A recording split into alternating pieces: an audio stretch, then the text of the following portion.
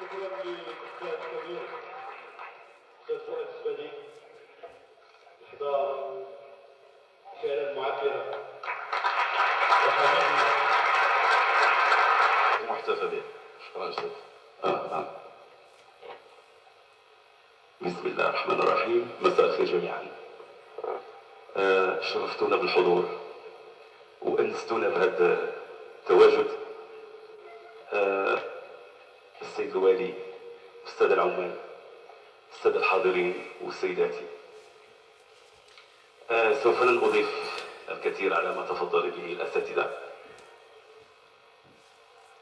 إن بدا هذا الاحتفال بشيء فإنما يدل على مدى اهتمام هذه اللجنة التنظيمية بتكريم أحد أعمدة الفن المغربي ولما لا العربي، ألا وهو المبدع الأستاذ عازف القانون الكريم الكبير الموجه المعلم الأستاذ الفاضل كما تفضل الأساتذة، المبدع الأستاذ منى إدريس الشهيدي الوزعي.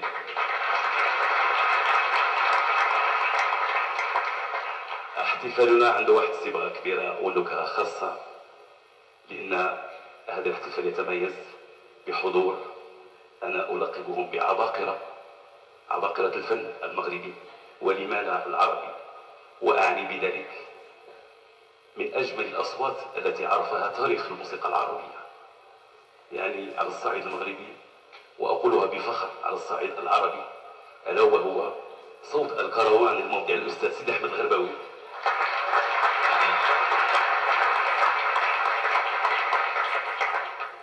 كما يحضر معنا كذلك الملحن الكبير الأستاذ المبدع المتواضع الفنان أعمال كنتكلم عليه. لا داعي أن أطيل عليكم الكلام، اسمه في قلوبنا وفي وجداننا، والله يطول في عمره، المبدع الأستاذ الكبير عبد الله عصام.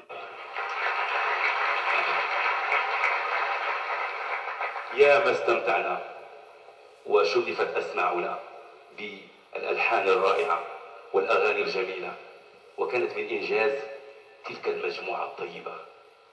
الاسم راسخ، سي ديفونو ان ميت، الجوق الوطني، وكلنا نتذكر العباقرة والأساتذة، ومن بينهم الفنان الأسمر المبدع الرقيق الأستاذ وعازف الكمان الكبير الأستاذ جلالي بن مهدي.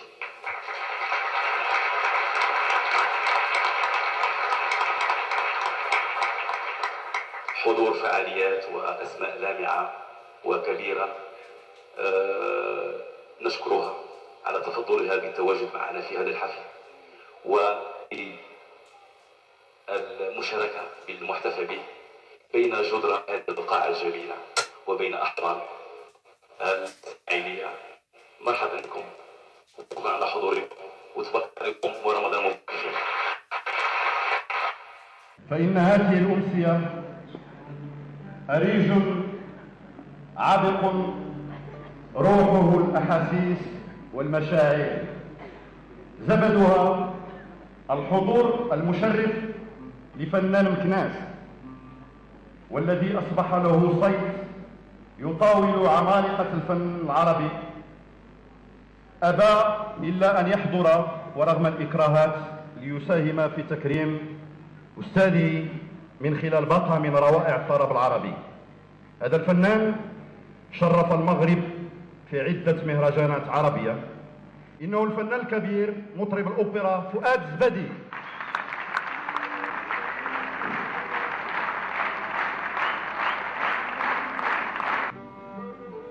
ليلي يا ليلي يا عيني،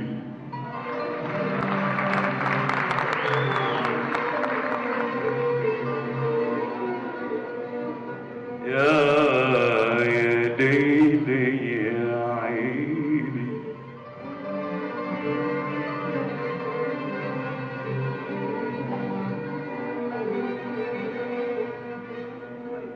يا ليلي يا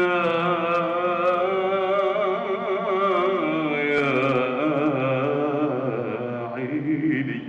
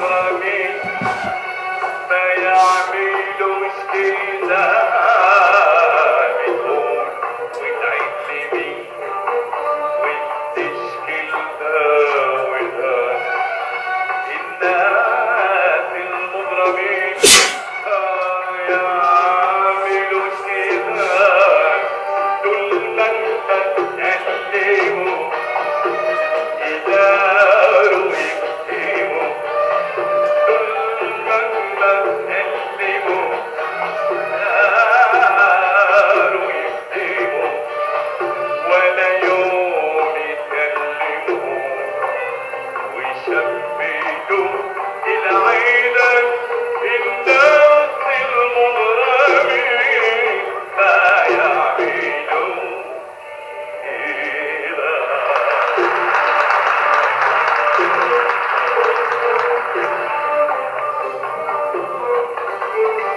الناس المغرمين بيكونوا حنينين ويخافوا عالشعور الناس المغرمين بيكونوا حنينين ويخافوا عالشعور الصبر بيخلقوه والبال يطولوا صبر الصبر بيخلقوه بال يطولوا ويشوفوا ضوء مش زيك يا جميل لا عندك ضوء طويل زيك يا جميل لا عندك ضوء طويل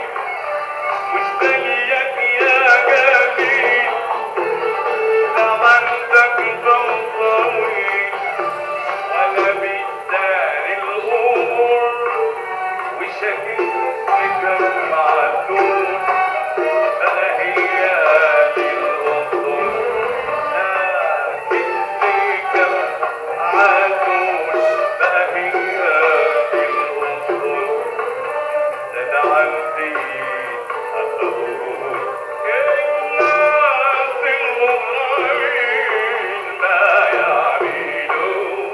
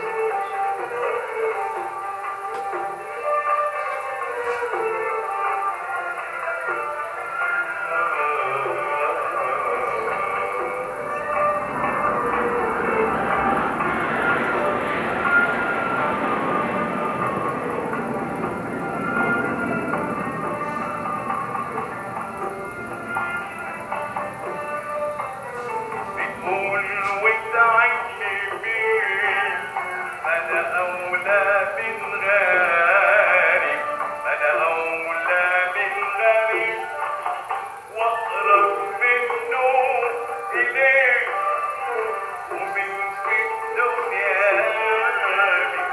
هيكون زيك يا حبيبي هيكون زي يا حبيبي روحه نبي إيديك تقول وتعبني بالله أنا أولى من غيرك أنا أولى من غيرك وأقرب منه إليك ومن في الدنيا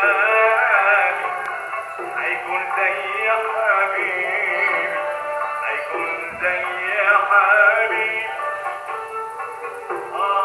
يا ليل يا ليل مخلص مخلص انا وقلبي وانت امرك عاجل مخلص انا وقلبي وانت امرك عاجل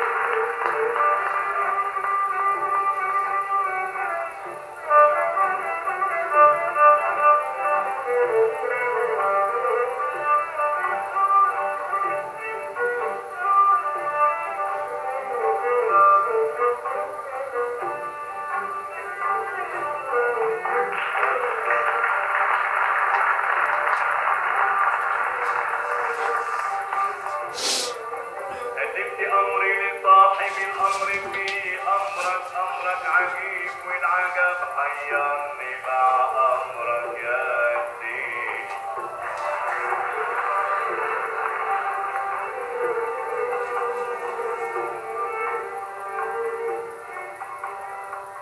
سلمت امري لصاحب الامر في أمرك عجيب والعجب حيرني ما أمرك وكنت عاصي وآسي حسيت لله واطلب من الله يصبرني على أمرك يا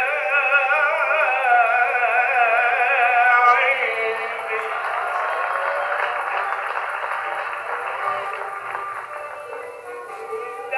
سلمت أمري لصاحب الأمر في أمرك عجيب والعجب حيرني مع أمرك يا يا يا يا يا يا يا ليل عيناني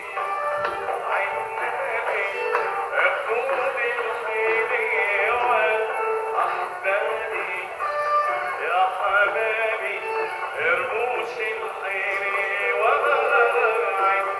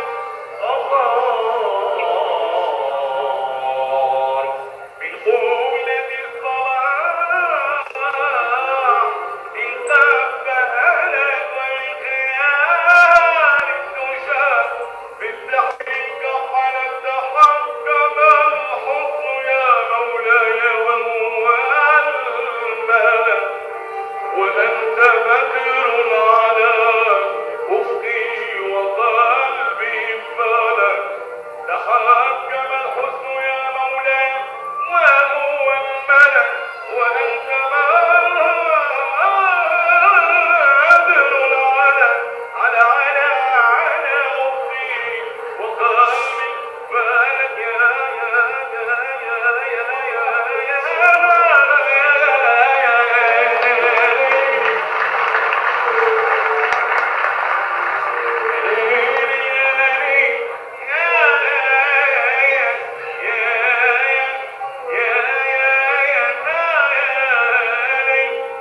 تحكم الحب يا مولاي وهو الملك وأنت بدر العلا أفي وقلبي بلد إن الفراش الذي عند الرضا استقبل ومل قصر الندى لما رأى قلبي غلق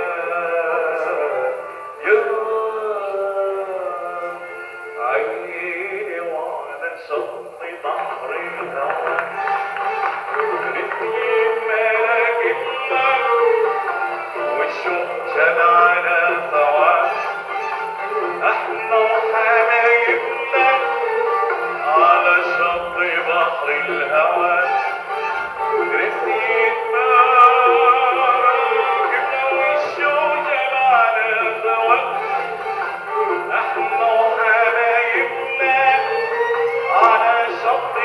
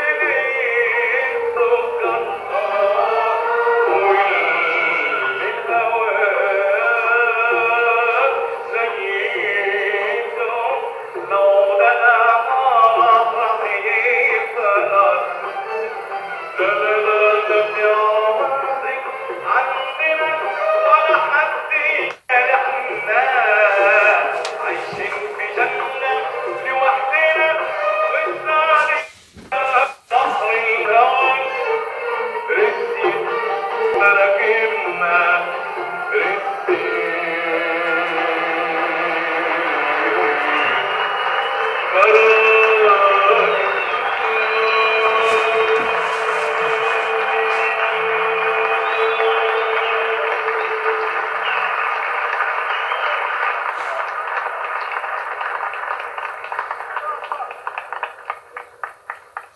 شكرا للمطرب الكبير فؤاد الزبدي على هذه الباقة من الأغاني الرائعة، وشكرا له كذلك على هذه المساهمة القيمة في حق أجداده رغم الإكراهات الزمنية.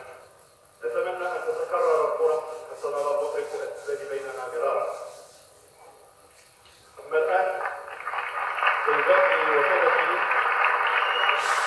سنمر إلى تقديم الهدايا للأساتذة، لكن سوف نستقبل والي صاحب الجلالة على جهة مكناس تافيلات.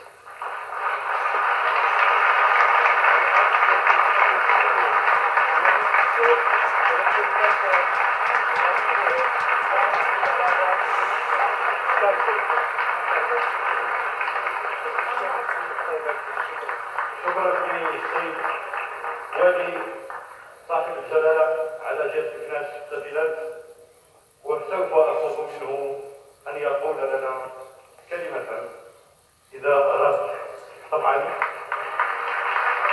وأعتذر إن كنت قد أخطأت. شكرا. أنا حقيقة متأثر غاية التأثر، ويكفيني أن أقول أو أردد شهادة الأستاذ الكبير في الغرباوي بأن الجو الذي شنفنا واستمتعنا بسماعه هو بحق الجو الوطني المغربي.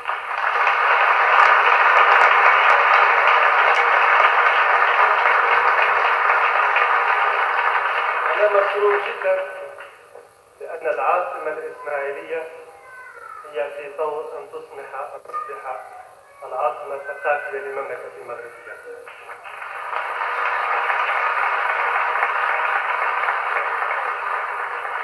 هذا إحساس يطعمني ويشعرني بالاعتزاز، لأن اعتزازي مرته هو هذه البراعم وهذا الشيخ الكبير الذي هو أهل لكل جديد. شكرا جزيلا. شكرا للسيد الوالي السيد الوالي الذي